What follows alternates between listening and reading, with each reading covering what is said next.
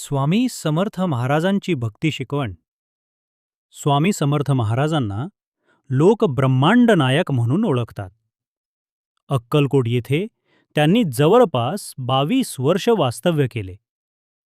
या काळात हजारो भाविकांच्या इच्छा पूर्ण केल्या, दीनदुबळ्यांना आधार दिला आणि खोट्या ढोंग्यांचा पर्दाफाश करून लोकांना खरी ईश्वर भक्ती दाखवून दिली.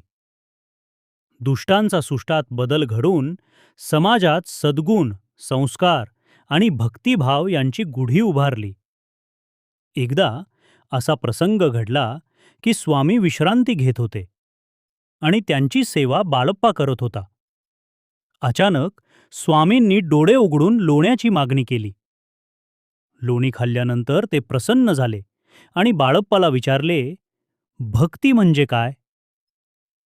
बाळप्पा नम्रपणे म्हणाला, स्वामी, भक्तीचा खरा अर्थ तुम्हीच सांगा. तेव्हा स्वामी समर्थ म्हणाले, भक्ती म्हणजे स्वतःला पूर्णपणे ईश्वराला अर्पण करणे.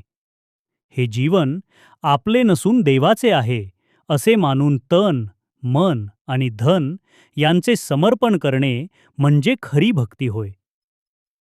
स्वामी पुढे सांगतात, ज्यावेळी माणसाचे सर्व प्रयत्न संपतात तेव्हा देवावर भार टाकून निश्चिंत व्हावे.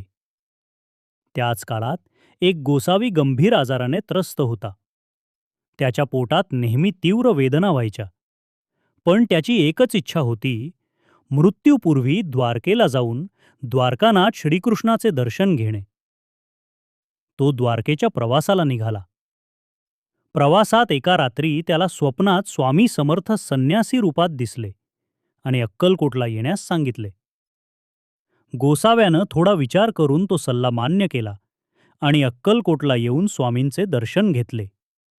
हा प्रसंग आपल्याला शिकवतो की खरी भक्ती म्हणजे देवावर संपूर्ण विश्वास ठेवणे आणि स्वतःचे सर्वस्व ईश्वराला अर्पण करणे.